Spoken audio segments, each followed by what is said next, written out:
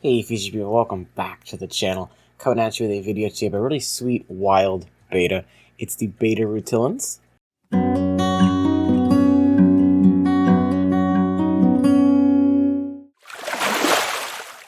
Now these are awesome fish people that love nanofish and want to try something new because they only get around 2.5 inches for an average, and they have a beautiful red color to them when they do finally color up in your tank. Now in the wild, these guys are going to be found in Borneo and Indonesia, first actually, classified in 1991, so only 31 years ago. Now sadly though, they have been considered critically endangered. They are on the endangered species list, and it is critical for them. So if you can get your hands on them and try to breed them, that'd be awesome. They do live in peat swamps and the streams that come off of them, so they're used to extremely acidic water, down between 3 to 4 for a pH.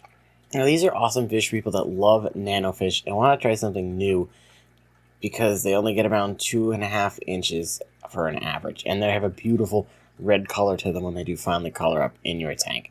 Now in the wild, these guys are going to be found in Borneo and Indonesia, first actually, classified in 1991, so only 31 years ago. Now sadly though, they have been considered critically endangered. They are on the endangered species list, and it is critical for them. So if you can get your hands on them and try to breed them, that'd be awesome.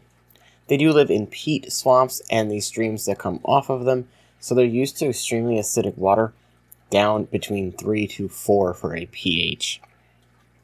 These areas are also covered densely with vegetation that hangs over these swamps and streams, so they're not used to a lot of light getting into them. There's a lot of diffused light getting down there. That same vegetation, of course, is going to fall down into these waterways and help, again, lower that pH down. So these are all things to keep in mind when you're going to be setting up a tank for these. Now, these guys are also known to be jumpers, so at first you're going to want to keep something on your tank lid just to close up any escape routes. So what I did was I took a piece of styrofoam, boom, and I cut it to size, cut out a spot for the intake on my sponge filter, or my handbag filter, cut a little slit for where it goes in, and then I wrapped the whole thing in electrical tape, and I just slit this right on the back of my lid, and it blocks off any little holes that were left on the tank from the cutouts for the filter and things of that nature. Water parameters wise, these guys are going to do well in a pH of 72, upwards of 80. Mine sit happily at 78, and I had no issues. pH wise, 5 to 6.5. The more acidic you can get it would be better though.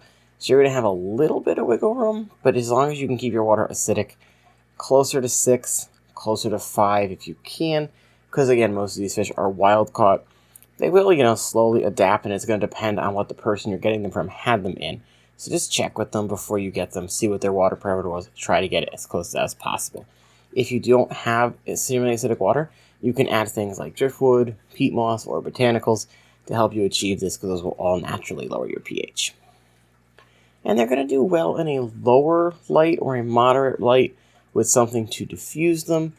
Personally, I achieved this with having my whole top of my tank taken over by dwarf water lettuce and then java fern on the mid-level. So there's not a lot of light actually gets to the bottom of this tank. For a diet, these guys are going to like insects or small invertebrates. Think things like daphnia or bloodworms. You can also eventually get them on a flake and pellet food. Again, that's going to depend on what they were being fed by the person that had them. I was lucky enough to get mine through Dan's Fish, who was able to get them onto pellet and flake before I even got them. So it is possible. I do personally feed mine the bug bite flake foods, the Hikari micro pellet, and then the Hikari bloodworm, daphnia, and tufix, all in the freeze-dried variety. I also use an extreme nano and their crowflake as well. So bottom line, if you want to try something different that's interesting for a nano setup, or do what I did and create a Wild Betta community tank, I'll put a card for that video here so you can see all the different kinds.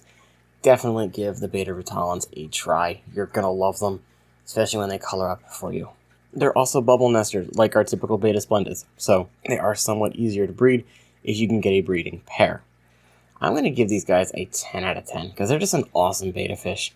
I do love bettas, and it's something different instead of just getting the Betta Splendas all the time. So if you're in the market for something cool, not super flashy, you want a smaller fish you can keep in a 5-gallon or bigger, definitely give these guys a try. So I hope you did enjoy this video. If you did and you're new here, please think about hitting that subscribe button.